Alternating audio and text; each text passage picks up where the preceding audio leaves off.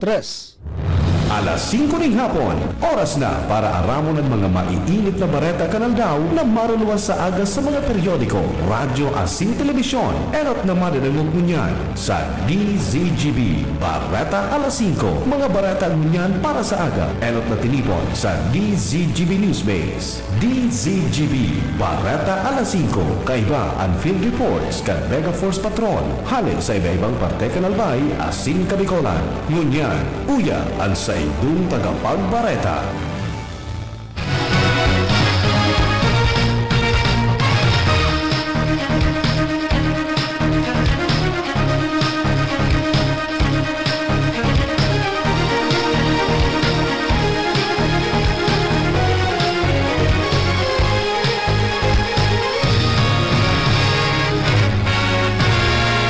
Mga tugang, maray na hapon, aldaw po kita nin Biyernes. Ini po ang Bareta alas 5. Ako po sa indong tagapagbareta, Joshua Bino. Detalyes kan mga bareta enot sa lado lokal. Nasa linya po si Angel Mustaza. Angel, maray na hapon. Ginawa ni Sir Debbie po ng apresasyon kan Legazpi City Police Station sa panganap ni Acting Chief of Police, Police Lieutenant Colonel Domingo Capel Jr., si Marty Danville Montalban na sarong parking attendant sa Legazpi City matapos na magpailing inin pagiging honesto matapos na iuli ang napurot kaining cellphone sa parking lot ng Ayala Mall Legazpi sa September 29, 2025. Kasabay ka na sabing sertifikasyon ang grocery bilang pagpapailing man kan pasasalamat sana sa pulisan sa marhay na pag-uugali na ipinanghiling ni Montalbana. At ako din mismo laguan ni Capel at sindang kapulisan kan kapatura si Montalbana sa pagsasabing marhay ining ehemplo sa komunidad na dapat pangarugan. Maradag na barata, Isok Salga, DCGB News. Salamat, Angel. Ang baretang ini hatod sa Indukan, Plemex. Pag may ubo o hika, Plemex agad. Basta lagundi, Plemex. Detalyes po kan mga bareta sa lado nasyonal. Napili kan International Criminal Court prosecutors ang tulong medical experts tangan inang hilingon ang salod ni dating Presidente Rodrigo Duterte. Ang mga ini, ang eksperto hali sa behavioral neurology, neuropsychology as in forensic psychiatry. Basado sa siyam na pahina kan ipinalawas kan Office of the Prosecutor na pirmado ni Deputy Prosecutor Mame Mandiaye niyang suportado ninda ang pagbugta kan multidisciplinary panel of experts tanganin ng hilingon ang dating presidente kung kaya kaining maghampang sa pagdangog. Nagpahayag manin kahandaan sa sendang serbisyo ang mga eksperto po ngunya na bulan.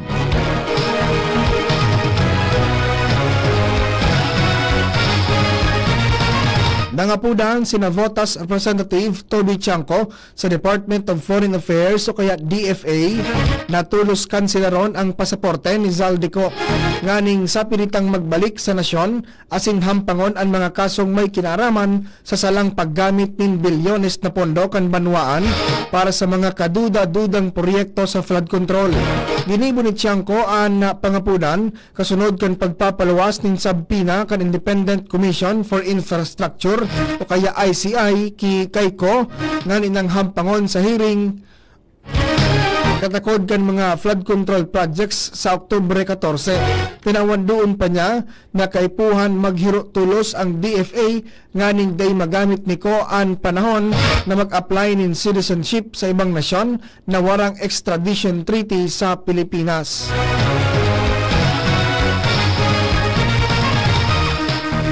Mga tugang, pigsyerto po ni Senate Blue Ribbon Committee Acting Chairman Senador Erwin Tulfo na magpapadagos ang investigasyon kan Senado mapadapit sa mga maanumalyang flood control project. Sinabi ni Tulfo na maski kansilado mula ang nakatalaang pagdangog, piglala o mang posibleng may pagpadagos ini sa katulong semana kan Oktubre sa tahaw kan mga budget hearing kan Senado. Siring man, pigtawan doon kan Senador na kadakol na isyong dapat nang matutukan apuera sa flood control project. Dapat man na matutukan ang issue sa presyo kan pagkaon, importasyon na nakaapektar sa mga paraoma asin sa kakulanganin tabang kan PhilHealth sa mga pasyente.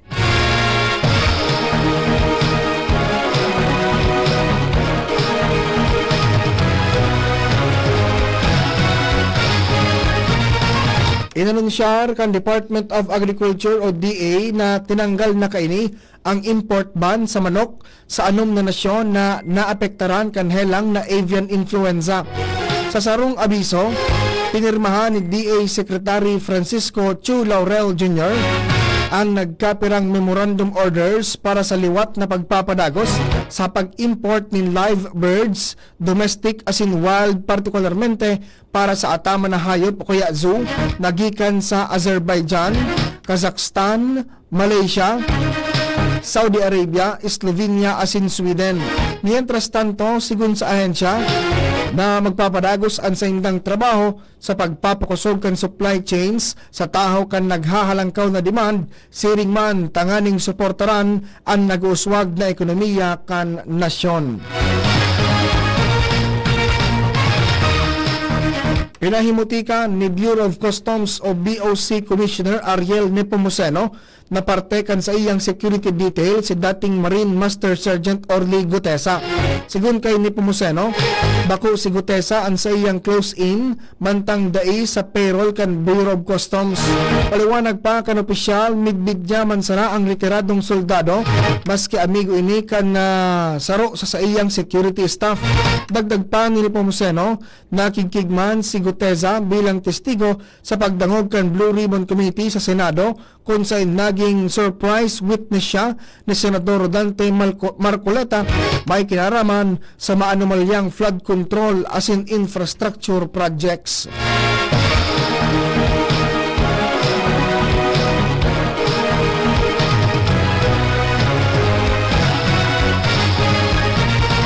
Nagrampahog ang sarong shopping mall sa Butuan City, Agusan del Norte matapos magtama ang makusog dalinog kasubagong aga.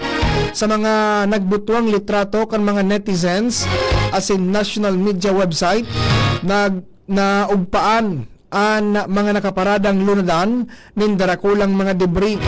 Mientras, halos sa 7.6 na magnitude kan linog, ibinaba sa magnitude 7.4 ang nagtama sa Manay, Davao Oriental. Nakapag-rehistro man ang PHIVOLCS ng intensity 5, 4 as in 3 sa Manilain na mga lugar.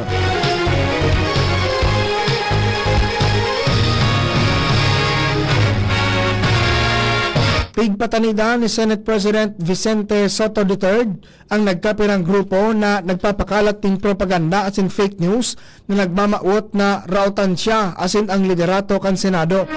Kasunod ini kan mga nagluwas na impormasyon sa social media kung saan pigsasalaan siya na nagbubusol na dagdagan pa nin sarong taon ang K-12 gibuho na senior citizen pag-abot sa 35 anyos asin patawan ng 50% na buwis ang mga content creator. Pagtuod ni Soto, warang mahiling na sala laban sa inda ang mga kritiko kung kaya nagigibo na sana ng fake news. Sinabi pa ni Soto na daing niya midbid ang nasa likod kini asin nangapunan sa publiko na daing magtubod sa mga nagdiluwas na barata sa social media.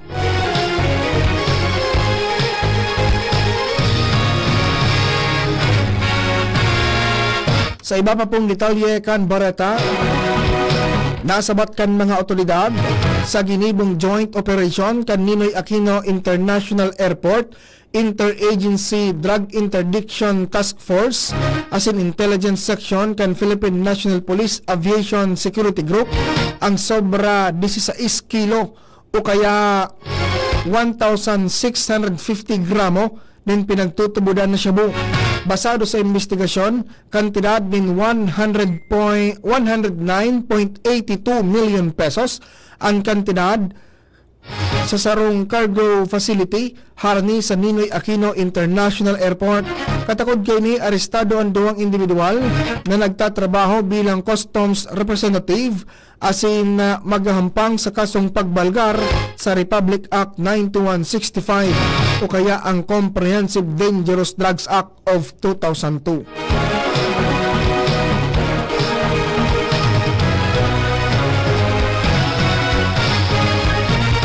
Mga tugang pirmado na po ni Presidente Ferdinand Marcos Jr. ang Republic Act number 12310 o kaya ang Expanded Philippine Science High School o PSHS System Act na maawot na pakusugon ang pagmanihar asin operasyon kan mga campus kan PSHS sa bilog nga nasyon. Sa irarom kan lay, mataltag ning dagdag na mga PSHS campus sa kada rehiyon, pangalit ng magtaon ng scholarship-based education na nakatutok sa science, technology, engineering, mathematics o kaya STEM. Maawot kay ning mapahiwas ang access sa dekalidad na STEM education, mainganyar ang mas dakol na hobenes na Pilipino na magpadago sa agham asin teknolohiya asin masiguro ang marhay na pagmanihar kini sa itataltag na dagdag na mga campus.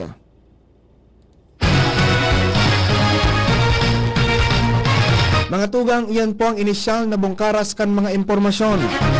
Mabalik kita, makalipas lang ka nagkapirang pagiromdom. Kung ikaw ay edad 50 pataas katulad ko, may mataas na ang risk ng manlalabo ng paningin. Mas challenging ang pang-araw-araw na gawain tulad ng pagbabasa, pagsusulat, at pagmamaneho. Ang Optin ay may lutin na maaari makatulong sa kalusugan ng mata, nilalabanan ang epekto ng glaucoma, macular degeneration at katarata.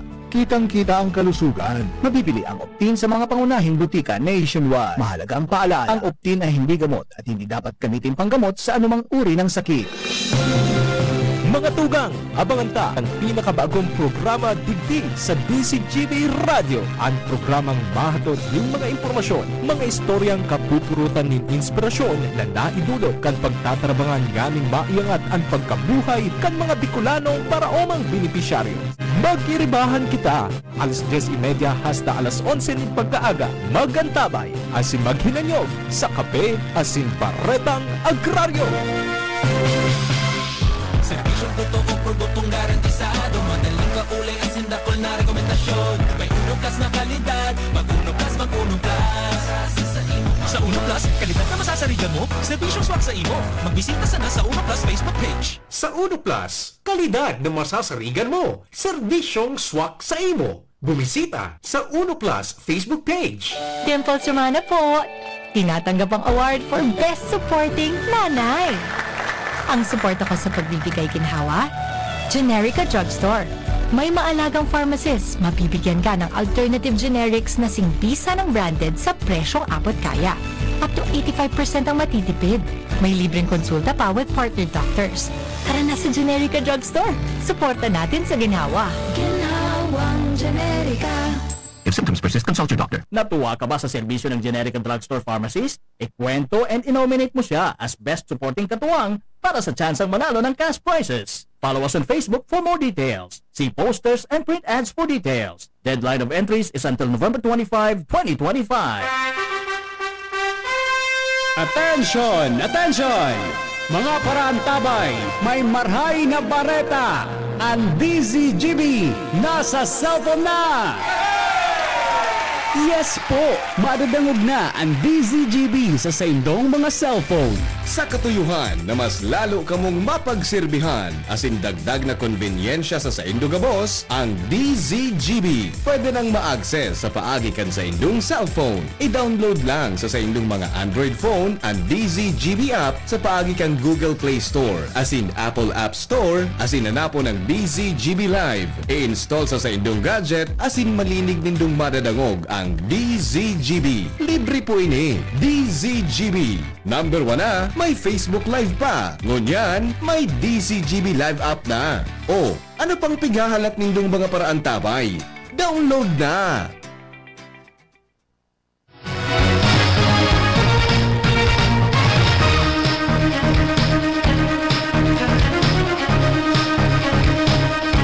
Sa dagdag pang bareta, mga tugang sa lado nasyonal.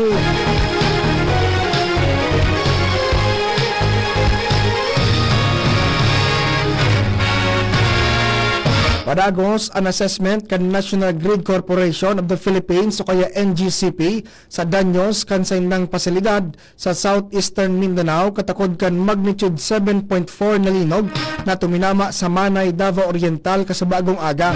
Sigun sa NGCP, basado sa initial na report, unavailable ang Davao Toril 69 kV line, Nabunturan Asuncion 69 kV line, asin Nabunturan Masara 131 138 kV line na nagsusupply ng kuryente sa nagkapirang parte kan Davao City, Davao del Norte asin Davao de Oro. Mantinidong establishment ang power transmission services sa Northeastern, North Central asin Southwestern Mindanao. Sinugo na ni Presidente Ferdinand Marcos Jr. ang mga ahensya de gobyerno na nagre-responde sa mga kalamidad na i-assess as inipautob ang evacuation sa mga residenteng naka-star sa coastal areas matapos ang makusog na linog na tuminama sa Davao Oriental ngunya na aldaw. Ang direktiba katakod kan tsunami warning na ipinalawas kan Philippine Volcanology and Seismology o kaya PHIVOLCS sa mga komunidad na nasa baybayon kan Visayas asin Mindanao, kaiba na ang Davao Oriental, Surigao del Norte, Surigao del Sur, Southern Leyte asin Eastern Samar. Sinabi man kan Presidente na ipinag-aktibar na ninda ang emergency communication lines asin mahigpit na koordinasyon sa mga lokal na gobyerno. Apera kini ipigpa-preparar naman ni Marcos ang search, rescue asin relief operations para sa mga naapektaran kan linog.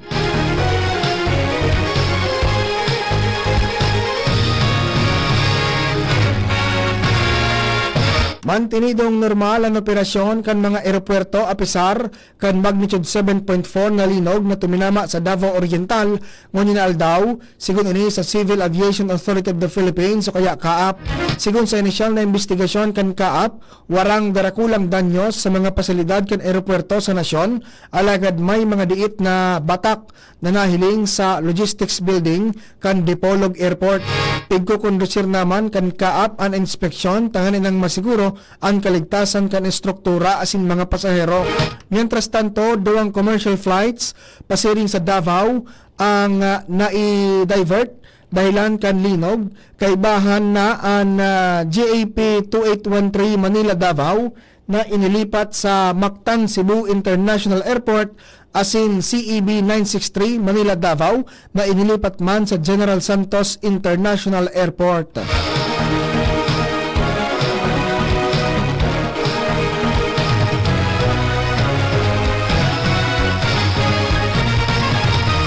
Nirespondihan tulos kan Philippine Red Cross ang mga naapektaran kan 7.4 magnitude na linog sa Davao Oriental, kaibahan ang mga estudyanteng inatake ng pagkatakot.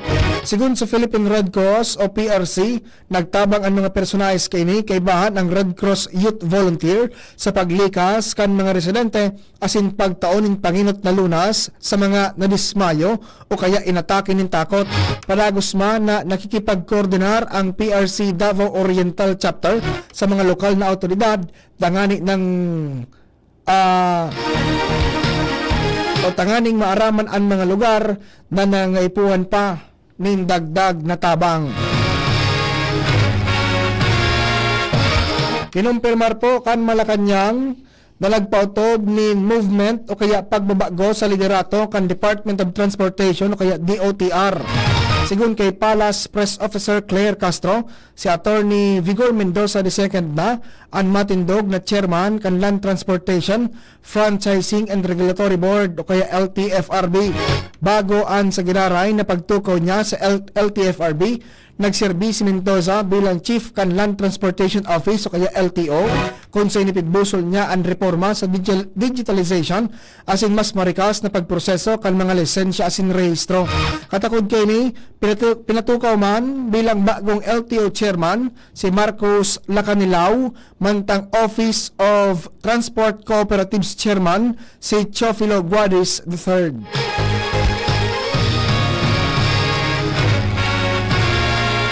Sa panuripong detalye kan Bareta, pipapundo na the Department of Public Works and Highways o DPWH Secretary Vince Dizon ang gabos na pinagigibo asin gigibuhon pa sa ng road reblocking sa nasyon. Sigun kay Dizon, lilinawon mo na niya kung ano ang basihan kan reblocking sa tahaw kan mainit na dagit kan publiko sa nasabi ng aktibidad. Dagdag pa ni Dizon, iimbestigaran naman ninda ang road reblocking asin kung may malawas na anomalya kakasuhan ang mga imbuelto digdi. Mapalawas ang DPWH nin bagong department order manungod sa pagpapautob kan reblocking tangani ng mas maipaliwanag inining marhay sa publiko. Katakod kini ipig inganyar ni Dizon ang publiko na magsumbong sa social media account kan DPWH tangani ng tulos ninda ining masimbagan. Enot nang ipinapundo kan ahensya ang reblocking sa Bukawi, Bulacan kung sa inhiling man na bako raot ang tinampo pati na sa Tugigaraw City sa Cagayan.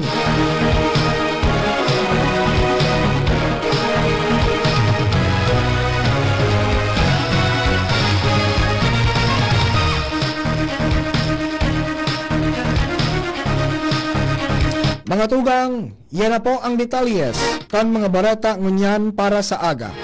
Mga barata po yan na marluwas, mababasa nindo sa Dyaryo Nasyonal.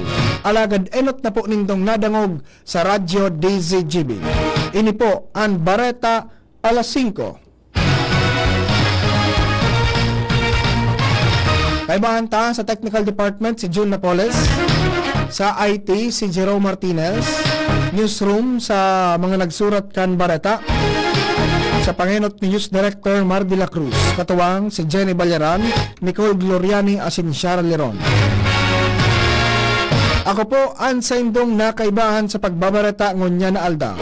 Ako po si Joshua Bino. Salamat kan sa indong pag-antabay. Radyo Balagon Kaito.